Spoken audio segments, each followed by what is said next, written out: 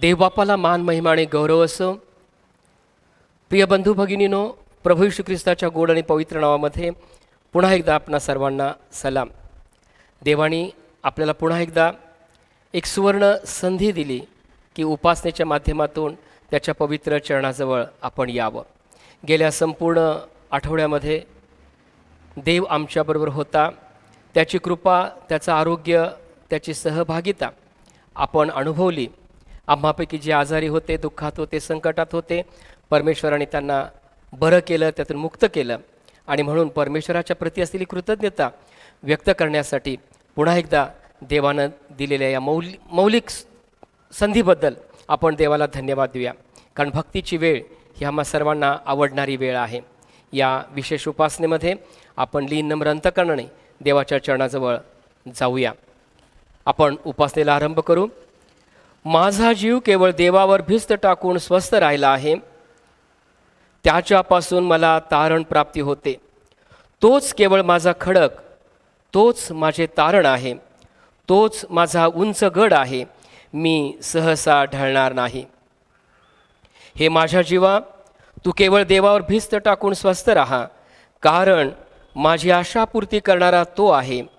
तोच केवळ माझा खडक, तोच माझे तारण आहे, तोच माझा उंच गड आहे. मी ढळणार नाही. यावेळेस आपण प्रार्थना करूया. अनादी अनंत परमेश्वरा, दयेच्या आणि कृपेच्या सागरा, प्रभू येशू ख्रिस्ताच्या द्वारे आमच्या उद्धारक देव बापा, पुन्हा एकदा तू आम्हाला देत असलेल्या या संधीबद्दल आम्ही तुझ्या आभार मानतो. एक अत्यंत मौलिक संधी तू आम्हाला दिलीस.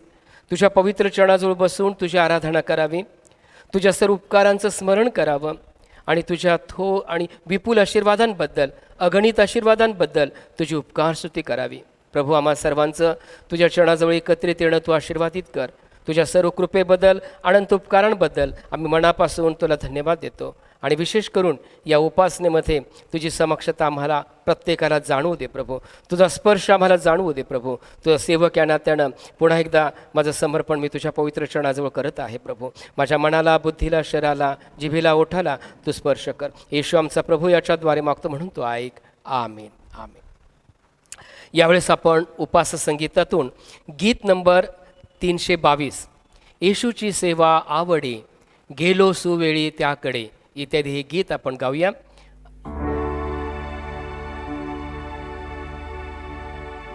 येशूची सेवा आवडी, गेलो सुवेळी त्याकडे,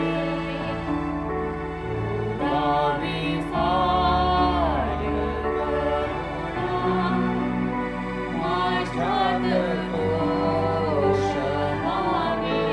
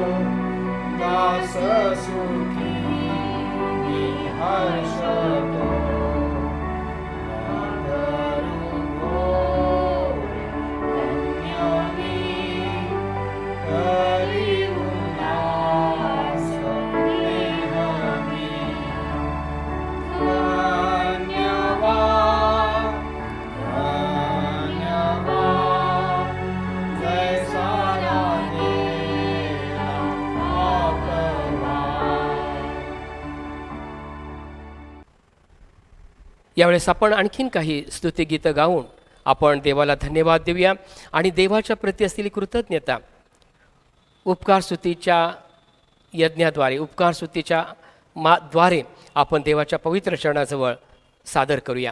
यावेळी स्तुती आराधना होईल. Praise Lord. Praise the Lord. प्रभू येशू ख्रिस्ताच्या नावामध्ये सर्वांना सलाम.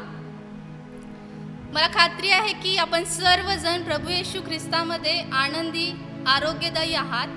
परमेश्वराचं वचन आपल्याला असं सांगतं की हे माझ्या जीवा परमेश्वराचा धन्यवाद कर, हे माझ्या सर्व अंतर्यामा त्याच्या पवित्र नावाचा धन्यवाद कर.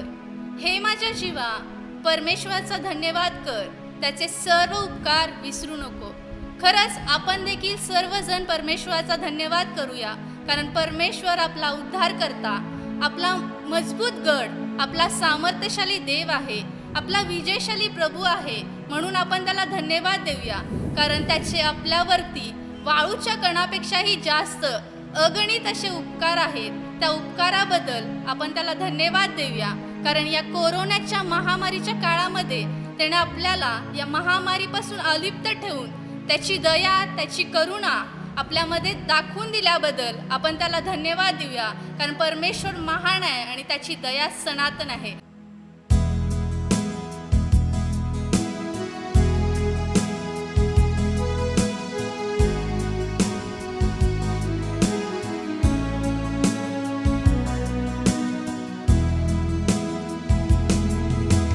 तू खडकेश माझा शरण सानही तू खडकेश माझा शरण सानही तू. आधार प्रभू तूच माझा सामर्थ्यही तू. आधार प्रभू तूच माझा सामर्थ्यही तू. वात्सल्य तुझे जीवनाहून श्रेष्ठ प्रभू. वात्सल्य तुझे जीवनाहून श्रेष्ठ प्रभू. दया ही तुझी आकाशाहून उंच प्रभू. दया ही तुझी आकाशाहून उंच प्रभू. आकाशाहून उंच प्रभू. आकाशाहून उंच प्रभू. हालेलुया. हालेलुया. आपण आणखीन काही गीते गाऊन टाळ्या वाजवून देवबाप्पाच्या नावाला धन्यवाद देऊयात.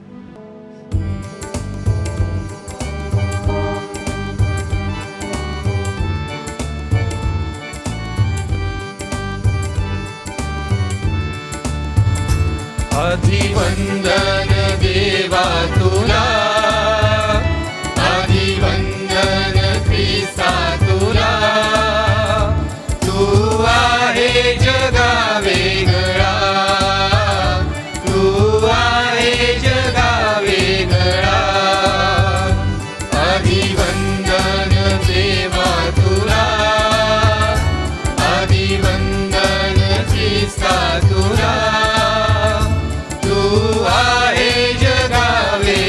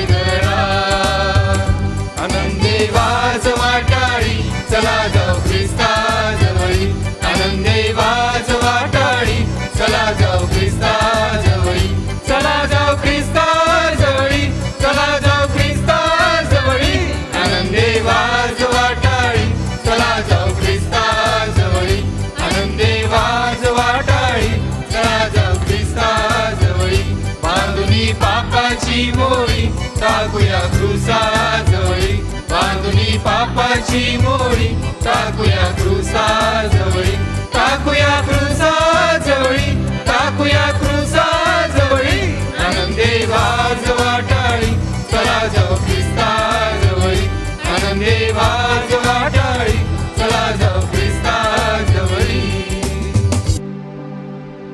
तर चला आपण आपले नेत्र त्या परमेश्वराकडे लावूया. पुन्हा एकदा अतिलीन आणि नम्र होऊन त्याच्या नावाला धन्यवाद देऊया. आणखी एक गीत गाऊन त्याची उपकार स्तुती करूया.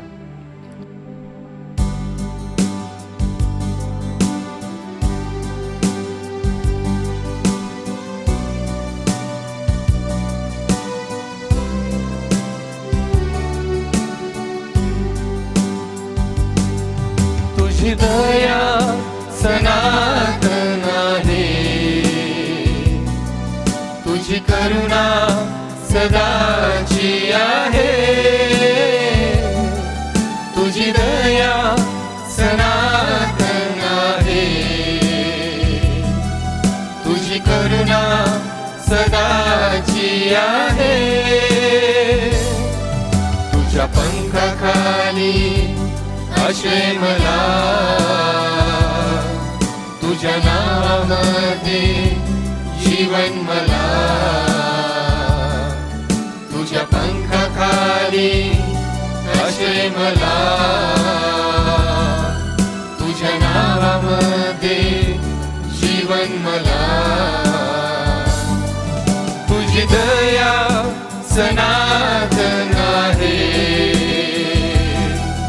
तुझी करुणा सदाची आहे तुझी दया सनातन आहे तुझी करुणा सदाची आहे. धन्यवाद धन्यवाद देते परमेश्वर पित्या, तुझा आभार मानते, तुझ्या नावाला मान महिमा व गौरव देते प्रभू परमेश्वर पित्या.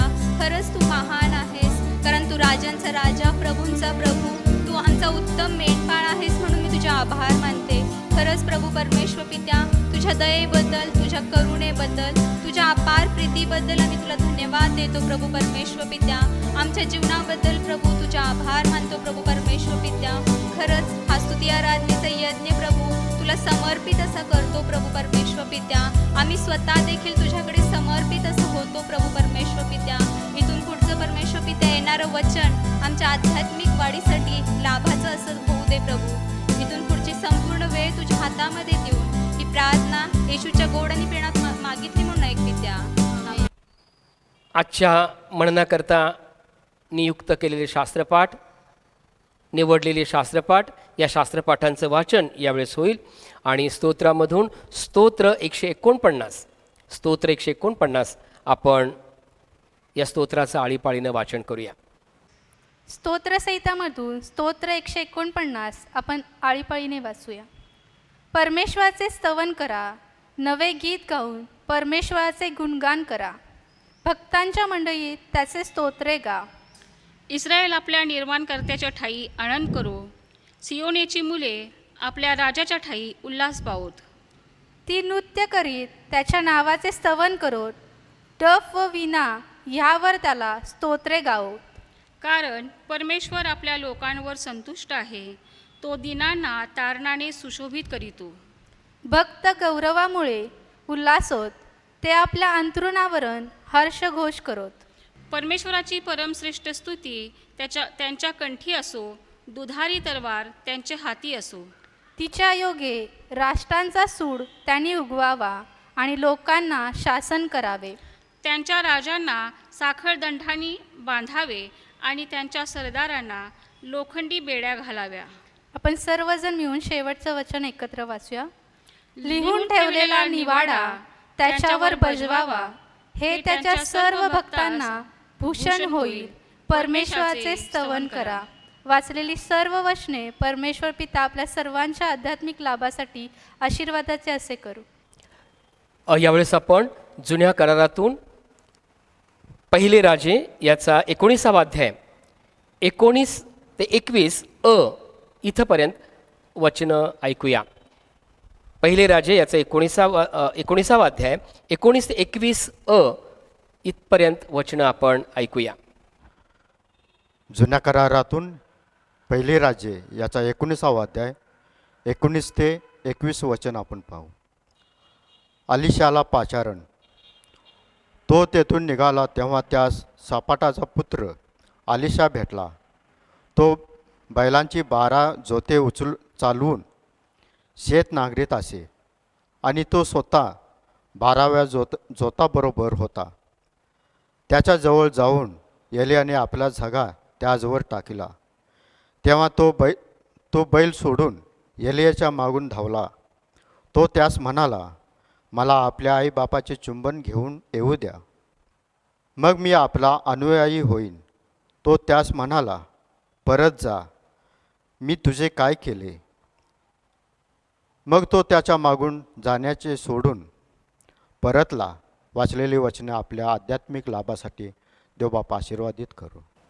यावेळेस आपण प्रेषितांची कृत्य याचा 4था अध्याय आणि 13 ते 22 ही वचनं आपण ऐकूया. नव्या करारामधून प्रेषितांची कृत्ये याचा 4था अध्याय 13 ते 22 ही वचने आपण वाचून पाहूया.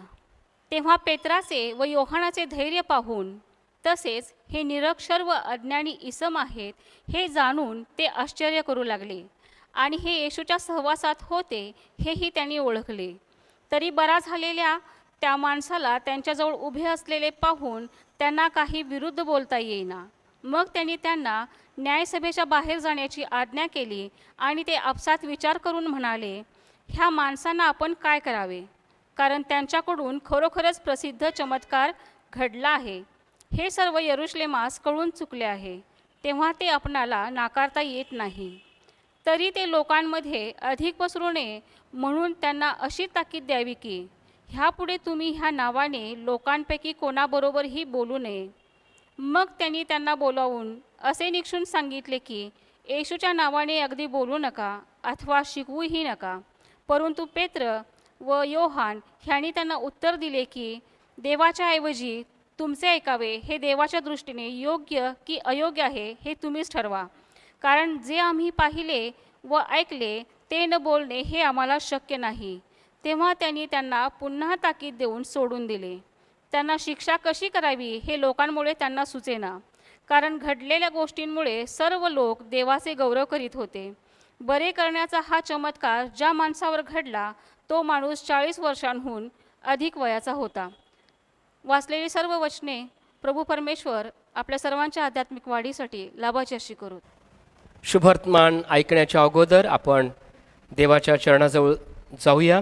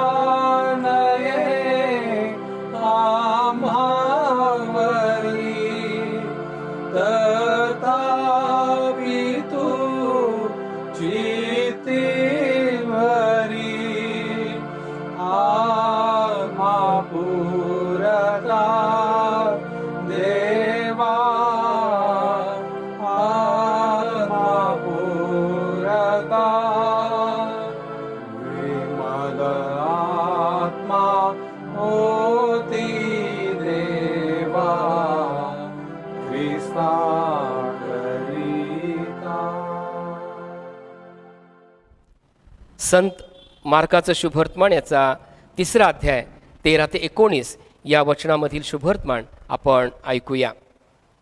मग तो डोंगर चढून गेला व त्याला जे हवे होते त्यांना त्याने बोलाविले आणि ते त्याच्याकडे आले. तेव्हा त्याने 12 जणांची नेमणूक केली, अशासाठी की त्यांनी आपणाबरोबर असावे व भूते काढण्याचा अधिकार देऊन उपदेश करावयास त्यास पाठवावे. त्याने ह्या 12 जणांची नेमणूक केली व शिमोनाला पेत्र हे आणखी एक नाव दिले. जब्दीचा मुलगा याकोब व याकोबाचा भाऊ योहान ह्यास बोआर्नेगेस म्हणजे गर्जनीचे पुत्र हे नाव दिले. अंद्रिया, फिलिप, बर्थलमय, मत्तय, थोमा, अल्फीचा मुलगा याकोब, तद्दय, शिमोन कनानी व त्याला धरून देणारा यहूदा इस्करियोत. हे प्रभूचं शुभवर्तमान आहे. हे प्रभू तुला स्तुती असो. यावेळेस आपण प्रेषितांचा मतांगीकार सर्वजण मिळून एकत्रित म्हणूया. प्रेषितांचा मतांगीकार आपण सर्वजण मिळून एकत्रित म्हणूया. सर्वसमर्थ देव जो पिता, आकाश व पृथ्वी यांचा निर्माण करता, याचवर मी विश्वास ठेवतो आणि त्याचा एकुलता एक पुत्र येशू ख्रिस्त आमचा प्रभू, जो पवित्र आत्म्याच्या योगाने गर्भरूप झाला, कुमारी मरेच्या उदरी जन्मास आला, पंतय पिलाताच्या काळात ज्याने दुःख भोगले व ज्याला वधस्तंभी देण्यात आले, जो मरण पावला, ज्याला पुरण्यात आले, जो अधोलोकी उतरला, तिसऱ्या दिवशी मेलेल्यातून पुन्हा उठला, स्वर्गात चढला आणि सर्वसमर्थ देव जो पिता त्याच्या उजवीकडे बसला आहे. तेथून जिवंतांचा व मेलेल्यांचा न्याय करावयास जो येणार आहे, त्याचवर मी विश्वास ठेवतो. पवित्र आत्मा, पवित्र सार्वत्रिक मंडळी, पवित्रांची सहभागिता, पापांची क्षमा, देहाचे पुनरुत्थान आणि सार्वकालिक जीवन, याचवर मी विश्वास ठेवतो. आमेन.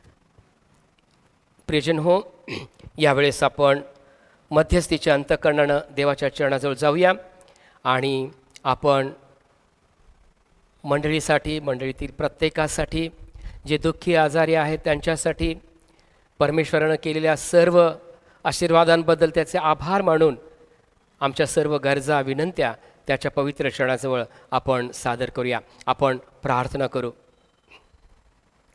अखिल सृष्टीच्या निर्माणकर्त्या आणि प्रभू येशू ख्रिस्ताच्या द्वारे आमच्या उद्धारक देव बापा, खरोखरच आब्बा, बापा, पिता ह्या नावाने हाक मारत आज आम्ही तुझ्या पवित्र चरणाजवळ आलेलो आहोत, येत आहोत. कारण प्रभू तूच आमचा आधार आहेस, तूच आमच्यासाठी बळकट दुर्ग आहेस, तूच आमचा गड आहेस. प्रेमळ प्रभू, आत्तापर्यंत तुझ्यापासून प्राप्त झालेल्या सर्व आशीर्वादांबद्दल, अगणित आशीर्वादांबद्दल आणि अखंडित कृपेबद्दल आम्ही तुला धन्यवाद देतो. प्रभूजी, खरोखरच क्षणमात्र जर तू आमच्याकडे अवदृष्टी केली असतीस तर आम्ही होत्याचे नव्हतो झालो असतो. परंतु प्रभू, तू आमच्याबरोबर आहेस, तुझी कृपा, तुझा अनुग्रह आम्हाबरोबर आहे, म्हणून आम्ही तुला धन्यवाद देतो. प्रभू, आज विशेष करून प्रभू आम्ही प्रार्थना करतो या कोरोनाच्या संकट काळामध्ये. खरोखरच प्रभू, आम्ही सर्वजण भीतीच्या छायेखालून जात आहोत, परंतु प्रभू सर्व प्रकारची भीती दूर करून तुझ्या पवित्र पंखछायेखाली आम्हाला निर्भय ठेवणारा तू देव आहेस. तुझ्या आशीर्वादांबद्दल आम्ही तुला धन्यवाद देतो, तुझे आभार मानतो. आज आम्हापैकी जे दुःखात आहेत, कष्टी आहेत, आजारी आहेत, ज्यांना आरोग्याची गरज आहे, अशा सर्वांची प्रभू आज आम्ही आठवण करतो. प्रभू, प्रत्येकजण तुझा धावा करत आहे. प्रभू, त्या प्रत्येकाचा धावा आज तू ऐक. प्रभू, स्वर्गातून तुझा पवित्र हात तू पुढे कर, तुझा शब्द त्यांच्यासाठी पुन्हा एकदा तू उच्चार आणि त्यांच्या शरीरातील सर्व असलेला अशक्तपणा, सर्व आजार, सर्व संसर्गाची बाधा येशूच्या नावाने प्रभू तो आज दूर कर. ही तुझ्या चरणाजवळ आम्ही आग्रहाची आणि कळकळीची प्रार्थना करतो. त्याचप्रमाणे प्रभू, अशा प्रियजनांची सेवा करणारे त्यांचे प्रियजन, त्यांच्यावर तुझी कृपा दृष्टी असू दे. अशा काळामध्ये त्यांची सेवा करण्यासाठी त्यांना तू अधिक बळ दे, शक्ती दे. सर्व प्रकारच्या संसर्गाच्या प्रादुर्भावापासून प्रभू त्यांचं तू रक्षण कर. ही तुझ्या चरणाजवळ आम्ही आग्रहाची आणि कळकळीची प्रार्थना करतो. या कालखंडामध्ये प्रभू, या पॅन्डेमिकमध्ये आपली उत्तम सेवा देणारे अनेक लोक आहेत. प्रभू, वैद्यकीय क्षेत्रातले आहेत, त्याचप्रमाणे इतर जनमानसामध्ये आपली सेवा देणारे अनेक लोक आहेत. प्रभू, अशा सर्वांची आम्ही आठवण करतो. त्यांच्यावर तुझी कृपादृष्टी असू दे प्रभू. आणि या सेवेच्या माध्यमातून प्रभू आपलं पवित्र योगदान तुझ्या पवित्र चरणाजवळ देत असताना त्यांना तुझं आरोग्य दे, त्यांच्यावर तुझी कृपा असू दे प्रभू. त्यांच्या परिवाराला तू सर्व प्रकारचा उत्तम अनुग्रह, आशीर्वाद आणि आरोग्य दे. ही तुझ्या चरणाजवळ आम्ही प्रार्थना करत आहोत. प्रभू, अनेक सेवक प्रभू या काळामध्ये सुद्धा प्रभू प्रार्थनेच्या द्वारे आणि वेगवेगळ्या माध्यमाच्या द्वारे प्रभू तुझी सेवा करत आहेत, लोकांपर्यंत पोहोचत आहेत. प्रभू, त्यांचंही तू सहाय्य कर. त्यांच्यावरही तुझी कृपादृष्टी असू दे प्रभू. त्यांनाही तुझं उत्तम आरोग्य दे. कोल्हापूर धर्मप्रांतातील सर्व मंडळ्या, सर्व आचार्य, सर्व लहान थोर प्रियजन, या सर्वांवर तुझी कृपादृष्टी असू दे प्रभू. आज आम्ही तुझ्या चरणाजवळ प्रार्थना करतो. ज्या वचनांच्याद्वारे तू आज आमच्याशी बोलणार आहेस, ते वचन आम्हा सर्वांच्या आध्यात्मिक लाभाकरता, तुझ्या सेवकांच्या आध्यात्मिक उन्नती करता तू अधिक आणि अधिक आशीर्वादित कर, ही तुझ्या चरणाजवळ आम्ही प्रार्थना करत आहोत. आज आणि येणाऱ्या आठवड्यामध्ये ज्यांचे वाढदिवस आहेत, ज्यांच्या लग्नाचे वाढदिवस आहेत, त्या सर्वांना तुझा भरपूर आणि विपुल आशीर्वाद दे. आणि इथून पुढं त्यांच्या वैवाहिक जीवनाची वाटचाल, त्यांच्या वैयक्तिक जीवनाची वाटचाल तुझ्या गौरवासाठी सदोदित तू आशीर्वादित कर, ही तुझ्या चरणाजवळ आम्ही प्रार्थना करत आहोत. पुन्हा एकदा आम्ही आमचा अशक्तपणा तुझ्या चरणाजवळ कबूल करतो प्रभू. आमच्या अशक्तपणामध्ये आम्हाला तुझी शक्ती दे, आम्हाला सशक्त कर आणि जगण्यासाठी लागणारी सर्व कृपा तुझ्या गौरवी भांडारातून तो आम्हाला पुरव. या सर्व विनंती आमचा उद्धारक प्रभू येशू ख्रिस्त याच्या गोड आणि प्रिय नावाने सादर केल्या म्हणून तू ऐक. आमेन. आमेन. यावेळेस आपण आपलं दान देवाच्या भांडारामध्ये टाकूया आणि आपल्या अवतीभोवती असलेल्या अनेक गरजू लोकांपर्यंत आम्ही पोचावं या उद्देशानं आज आपण आपली मूठ देवाच्या भांडारामध्ये उघडूया.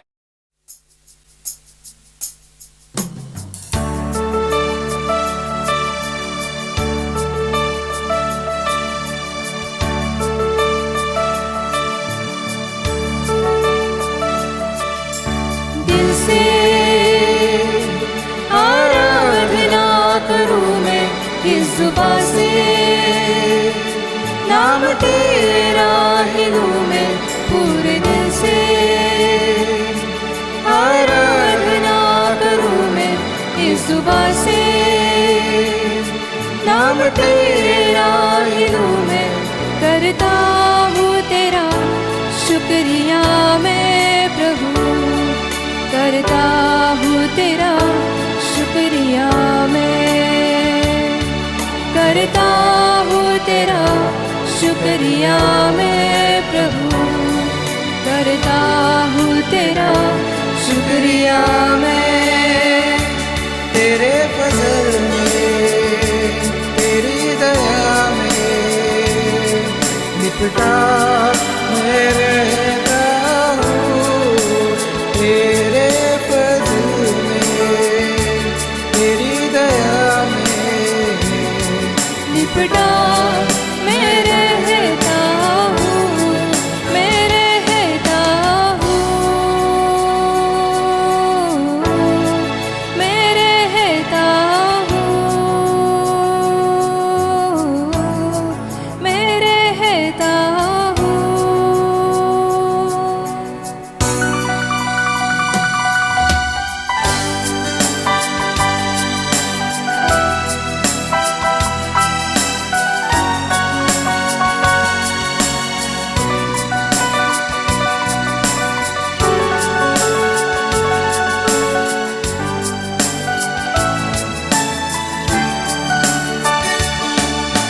जब होता हूँ बेचैन कभी, तेरी रूह तब मुझको थामती है. मेरे मुश्किलों में हर एक दर्द और गम में खुदावन तू ही मेरा शाफी है. जब होता हूँ बेचैन कभी, तेरी रूह तब मुझको थामती है. मेरी मुश्किलों में हर एक दर्द और गम में खुदावन तू ही मेरा शाफी है. करता हूँ तेरा शुक्रिया मैं प्रभु, करता हूँ तेरा शुक्रिया मैं, करता हूँ तेरा शुक्रिया मैं प्रभु, करता हूँ तेरा शुक्रिया मैं. तेरे प्रेम में, तेरी दया में लिपटा मैं रहता हूँ. तेरे फजल में, तेरी दया में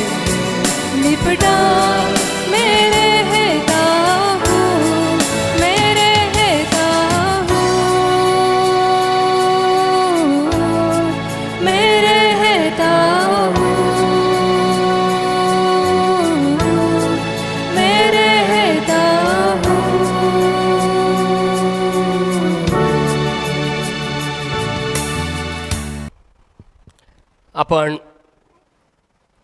देवाचं वचन ऐकण्याच्या अगोदर देवाचं सहाय्य मागूया.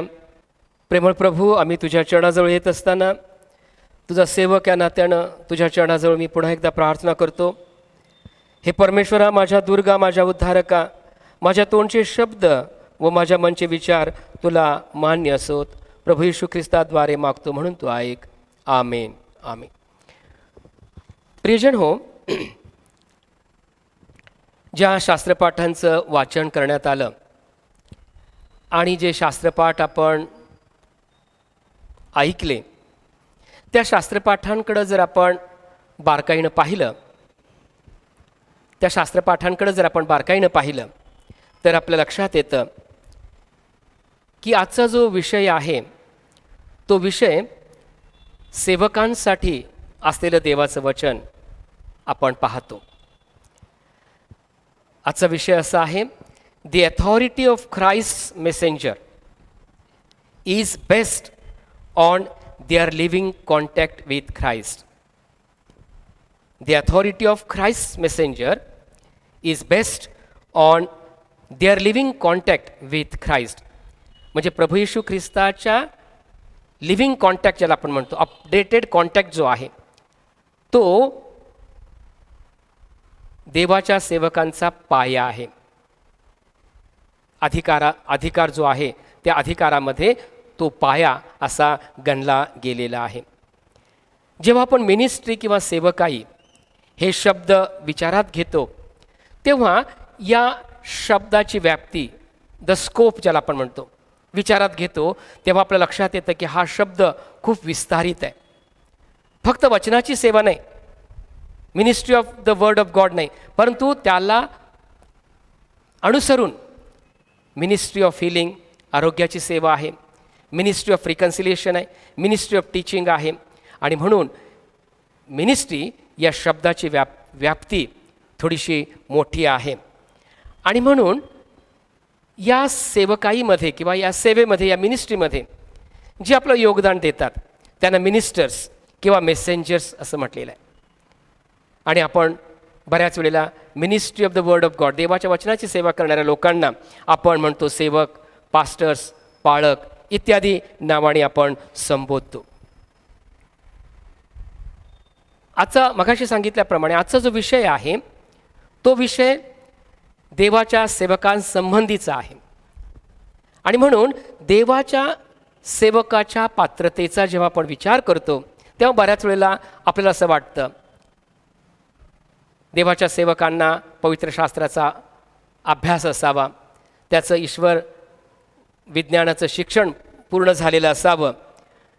आणि ह्या सगळ्या गोष्टी जरी योग्य बरोबर असल्या तरीसुद्धा या ठिकाणी आपण पाहतो की द बेसिक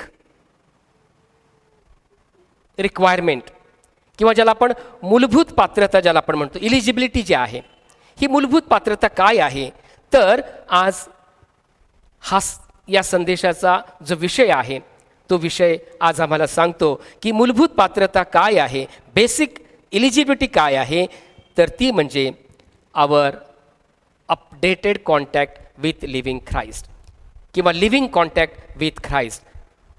प्रभू येशू ख्रिस्ताशी सेवकाचा असलेला अपडेटेड कॉन्टॅक्ट ही मूलभूत अशा प्रकारची पात्रता आहे असं देवाचं वचन आम्हाला या ठिकाणी सांगत आहे.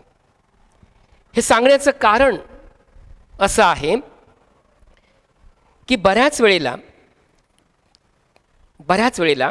आपण सेवक बोलताना ऐकतो की काही सेवक देवाचं वचन बोलत असताना, सांगत असताना एक्सक्लुझिव्ह टर्म्स वापरतात. एक्सक्लुझिव्ह या शब्दाला म्हणजे स्वतःला वगळून इतरांसाठी बोध, ही टर्मिनॉलॉजी असते किंवा ही या भाषेचा वापर असतो.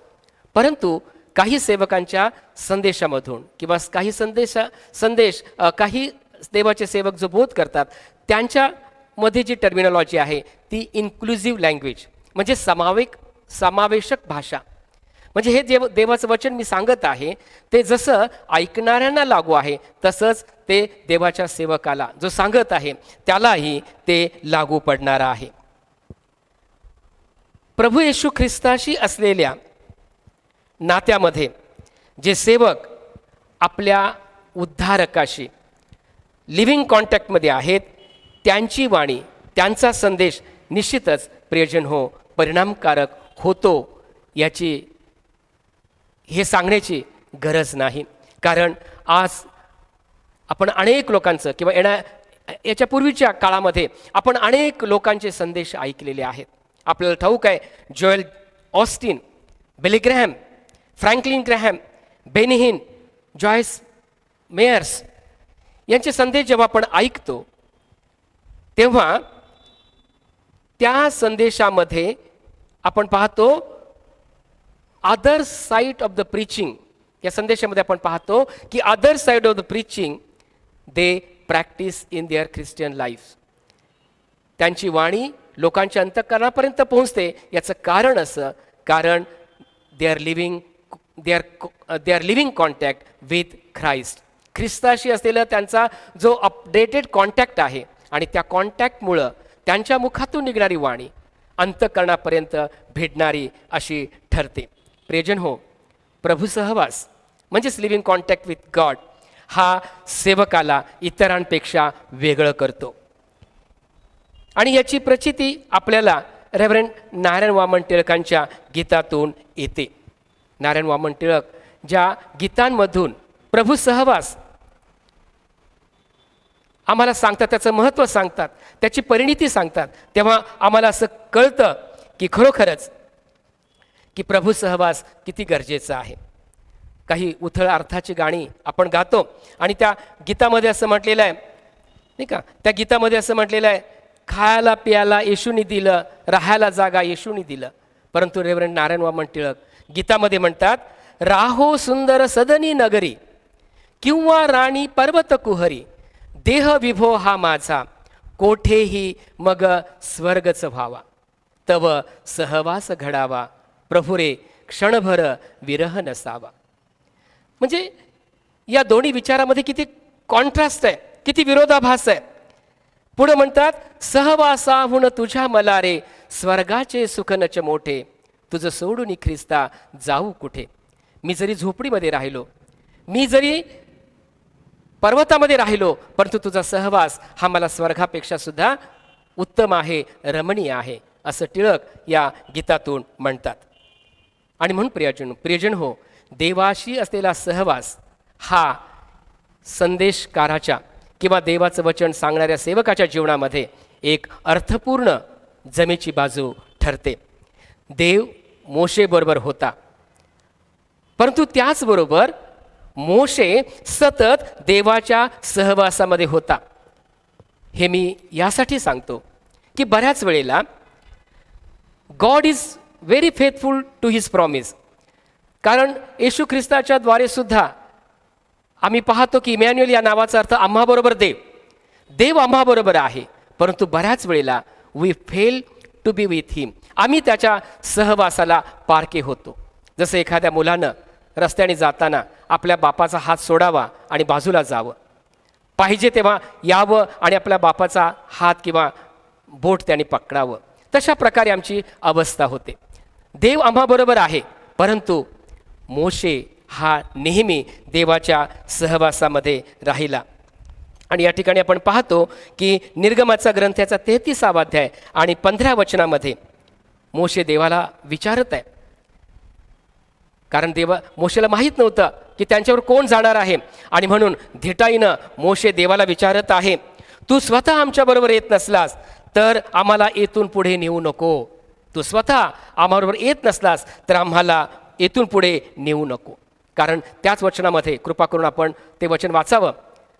या ठिकाणी मोशे सांगतो की माझं वेगळंपण कशात आहे, तर तू आम्हाबरोबर आहेस. आमचं तुझ्याबरोबर असणं आणि तुझं आम्हाबरोबर असणं, तुझं आम्हाबरोबर असणं आणि आमचं तुझ्याबरोबर असणं, यामध्ये आमचं वेगळंपण आहे, असं मोशे या ठिकाणी सांगत आहे.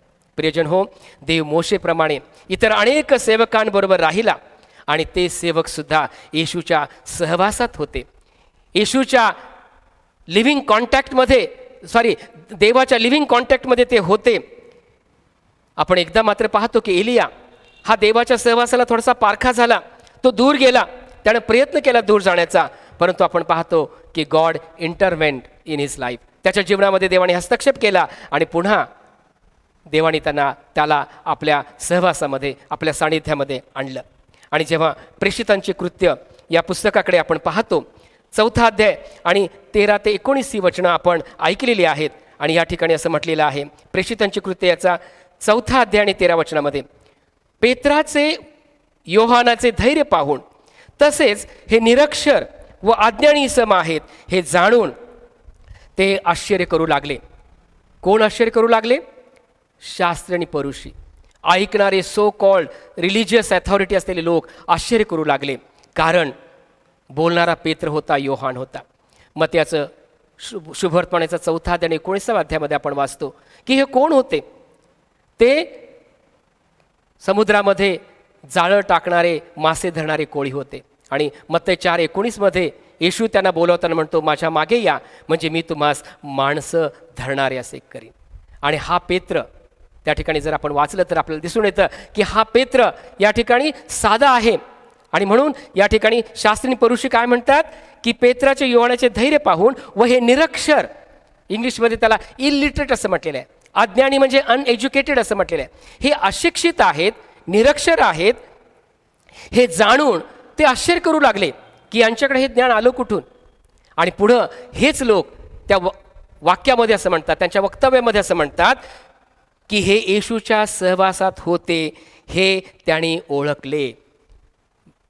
हे निरक्षर आहेत, अज्ञानी आहेत, परंतु येशूच्या सहवासामुळं त्यांना ज्ञान प्राप्त झालेलं आहे, त्यांना एक प्रकारचं धैर्य प्राप्त झालेलं आहे, त्यांच्यामध्ये एक प्रकारची नैतिकता निर्माण झालेली आहे. प्रियजन हो, देवाशी असलेला सेवकाचा जो कॉन्टॅक्ट आहे, लिव्हिंग कॉन्टॅक्ट आहे, तो माणसाला काय करतो? ज्ञान देतो. तो माणसाला, त्या सेवकाला निर्भय करतो. तो त्या सेवकामध्ये एक प्रकारची नैतिकता निर्माण करतो किंवा त्या नैतिकतेमध्ये जगण्यासाठी त्याला तो सहाय्य करतो. आणि म्हणून कधी कधी या ठिकाणी नैतिकता म्हणजे काय? जे लोक नैतिकतेमध्ये वाढतात त्यांना कधी कधी लोक घाबरतात, भितात. आणि म्हणून रेव्हरंट या शब्दाचा अर्थ आदरयुक्त भीती ज्यांच्याबद्दल आहे ते रेव्हरंट.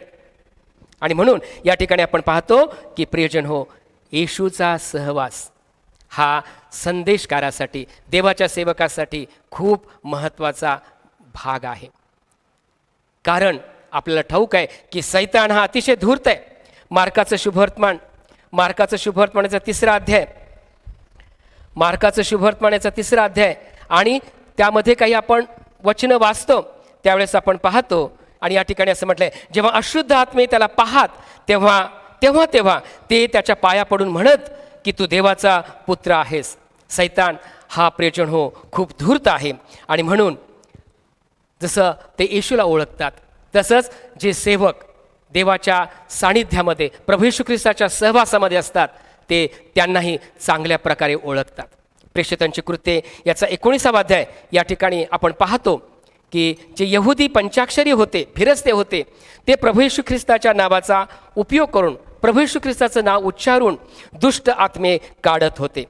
आणि एकदा स्किवा नावाचा याजक होता आणि त्याची मुलंसुद्धा अशा प्रकारे दुष्ट आत्मा लागलेल्या लोकांना बरं करत होते.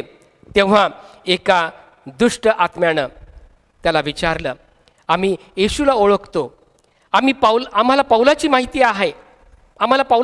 आहे, आपण कोण आहात? कारण त्या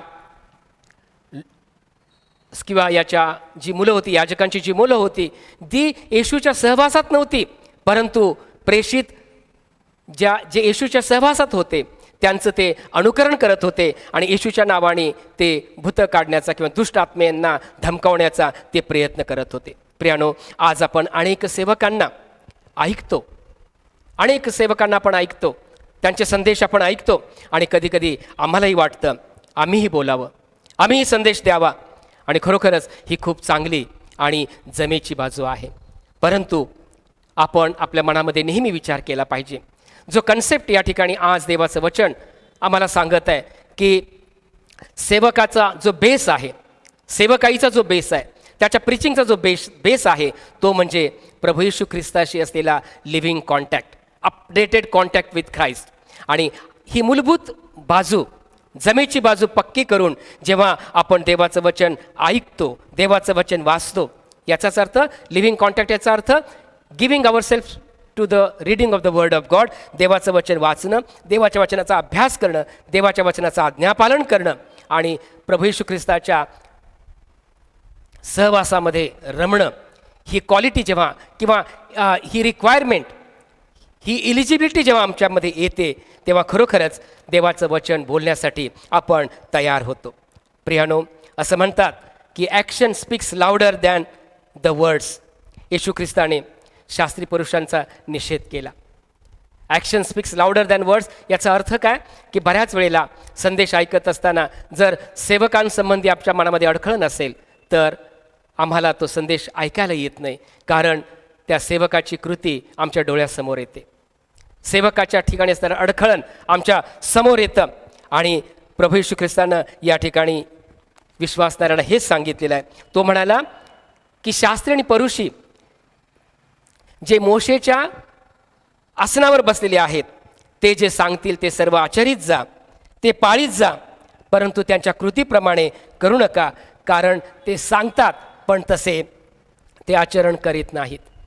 प्रियानो, आज शास्त्री परुषी जे मोशेच्या आसनावर बसून शिकवण देत होते, परंतु आज जे देवाचे सेवक प्रभू येशू ख्रिस्ताच्या ठायी प्राप्त झालेल्या अधिकाराच्या द्वारे देवाचं वचन सांगतात, त्यांच्यासाठी आज एक महत्त्वाची बाब आहे, ती म्हणजे आम्ही देवाच्या सानिध्यामध्ये रमलं पाहिजे, त्याच्या जिवंत सहवासामध्ये आपण रमलं पाहिजे. ही आमची खरी भूमिका आणि ही आमची खरी रिक्वायरमेंट आहे.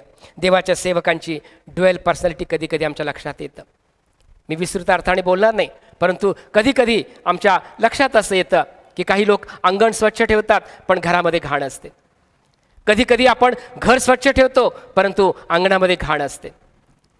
म्हणजे जनमानसातील आपली प्रतिमा चांगली असते पण घरामध्ये मात्र थोडंसं प्रश्नार्थक चिन्ह आमच्या वागणुकीवर दिसून येतं. किंवा घरामध्ये आमची प्रतिमा चांगली असते परंतु बाहेरच्या जनमानसामधली प्रतिमा कुठेतरी अडखळली जाते. आणि म्हणून देवाचे सेवक या नात्यानं आपण लक्षात ठेवलं पाहिजे की ख्रिस्ताशी असलेला आपला सहवास, the living contact with Christ, आपणास सशक्त करणार आहे. या जगामध्ये प्रियजनो परिपूर्ण कोणी नाही. आणि म्हणून आपण मार्काचं शुभवर्तमान याचा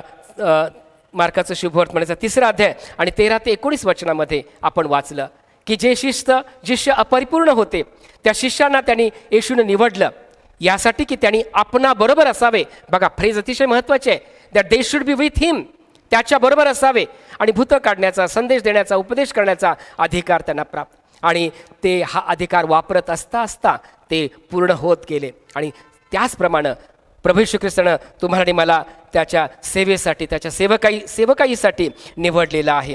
आणि म्हणून प्रियजन हो, आपला प्रभू येशू ख्रिस्ताबरोबरचा असलेला आपला सहवास आपण वाढवूया आणि त्याच्याद्वारे आपण त्याच्याद्वारे जे धैर्य देव आम्हाला देत आहे त्या धैर्यामध्ये आपण अधिक सशक्त होऊया.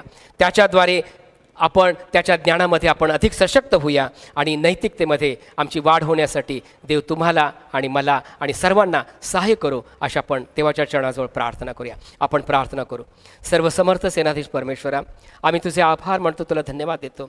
आम्ही अशक्त आहोत परंतु आम्हाला सशक्त करणारा प्रभू तू आहेस. पवित्र आत्म्याच्याद्वारे आम्हाला नैतिकतेमध्ये प्रभू वाढवणारा, आम्हाला सर्व प्रकारच्या भीतीतून मुक्त करणारा आणि तुझं दैवी ज्ञान देणारा तू देव आहेस. आणि म्हणूनच प्रभू सर्व सेवकांसाठी, त्यांच्या सेवकांसाठी, त्यांच्या मिनिस्ट्रीसाठी मी प्रार्थना करतो की प्रभू तुझा पुत्र आमचा उद्धारक प्रभू येशू ख्रिस्त याच्याद्वारे प्रभू तू आम्हाला अधिक शक्ती दे आणि आम्ही सर्वांनी त्याच्याशी असलेल्या सहवासामध्ये दररोज आणि दररोज वाढावं असं अनुग्रहणी अशी कृपा आम्हावर असू दे. येशू आमचा प्रभू याच्याद्वारे मागतो म्हणून तो ऐक. आमेन. शेवटी आपण सर्वजण आपल्या उद्धारक ख्रिस्ताने शिकवल्याप्रमाणे मिळून म्हणूया, हे आमच्या स्वर्गातील पित्या, तुझे नाव पवित्र मानले जाओ, तुझे राज्य येवो, जसे स्वर्गात तसे पृथ्वीवरही तुझ्या इच्छेप्रमाणे हो. आमची रोजची भाकर आज आम्हास दे. आम्ही जसं आमचे ऋण आम्हास सोडले आहेत तसे तू आमचे ऋण आम्हास सोड. आणि आम्हास परीक्षेत आणू नकोस, तर आम्हास वाईटापासून सोडव. कारण की राज्य, सामर्थ्य आणि गौरव ही सर्व काळ तुझीच आहेत. आमेन. आणि आता प्रभू येशू ख्रिस्ताची कृपा, देव बापाची प्रीती आणि पवित्र आत्म्याची सहभागिता आम्हा सर्वांबरोबर आणि देवानं निवडलेल्या त्याच्या सर्व लहान थोर प्रियजनांबरोबर आता आणि सदा सर्व काळपर्यंत असो. आमीन.